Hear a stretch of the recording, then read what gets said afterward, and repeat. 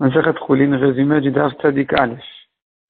L'Imam commence par une recherche dans la vie de Rabbi Yehuda qui a dit Rabbi Yehuda a dit que le guide Hanaché n'interdit que dans un seul côté, pas des deux côtés.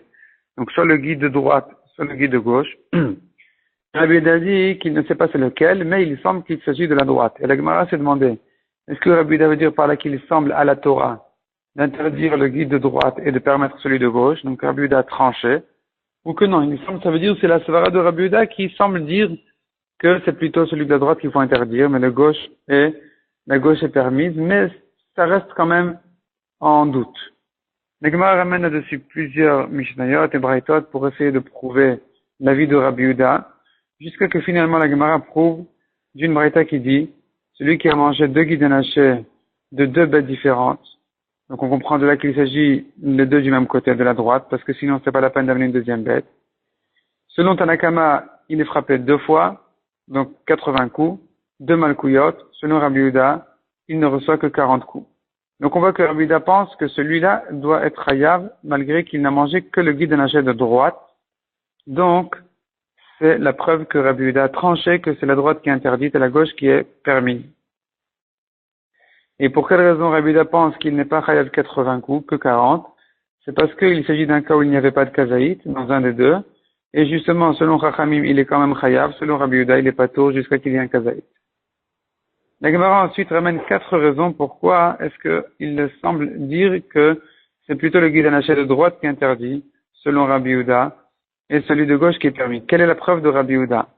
Première explication dans la Gemara, c'est parce que c'est écrit dans la Torah, Hayarech, la hanche connue, la plus importante, c'est la droite, donc.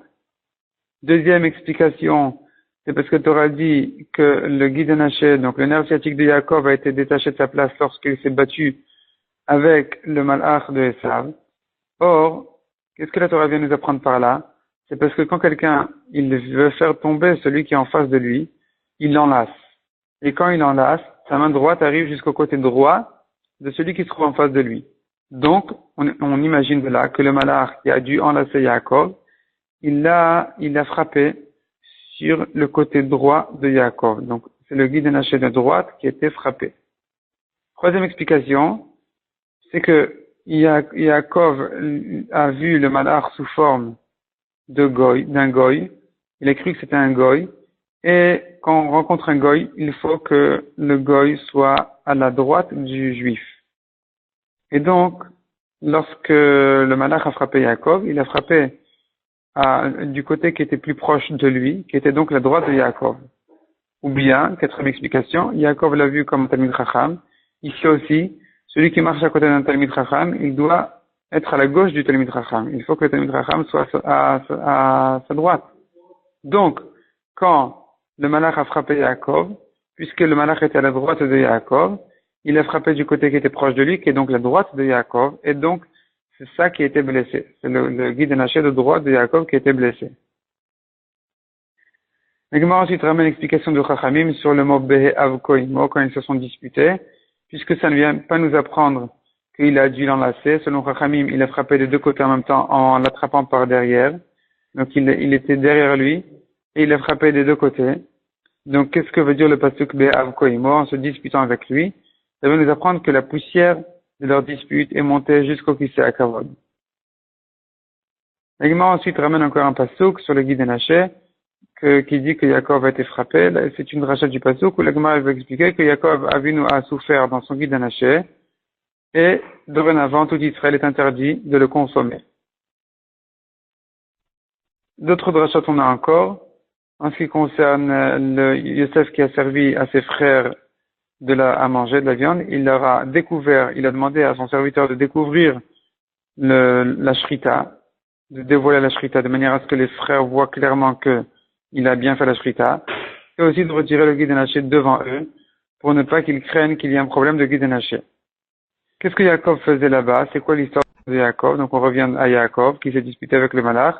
Il avait oublié ses petites cruches et donc il s'est mis en danger de manière à retrouver ses cruches. Et de là on apprend que les tzadikim font attention à leur argent, à leurs biens, plus même que à leur propre corps, parce que Yaakov s'est mis en danger pour récupérer ses cruches. La Gemara ensuite ramène plusieurs psukim où on apprend qu'un Talmid Chacham ne peut pas sortir seul la nuit. Et le premier pasuk, c'est justement Yaakov qui est sorti seul la nuit et qui a dû confronter la dispute avec le malach toute la nuit jusqu'au matin. Mais il y a encore plusieurs psukim. Ensuite, après tous ces psukim-là, la Gemara ramène le pasuk qui dit le soleil s'est levé pour lui. Est-ce que le soleil ne s'est levé que pour Yaakov et pas pour tout le monde entier?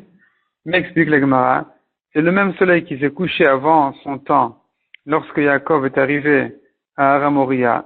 Et la Gemara raconte toute l'histoire. Yaakov est sorti de Beersheva de son père pour aller à Haran. Il est arrivé à Haran et il s'est dit qu'il aurait dû faire un arrêt à Aramoria, à l'endroit du Beth Amikdash, pour faire une fila là-bas, comme ses pères qui ont fait une fila là-bas. Donc, dès qu'il a décidé de faire la fila là-bas, il a écrit ça derrière, il s'est retrouvé immédiatement à l'endroit du Beth Amikdash, il a fait une fila là-bas. Kadosh Baruch Hu voulait qu'il dorme là-bas, donc il a couché le soleil avant son temps.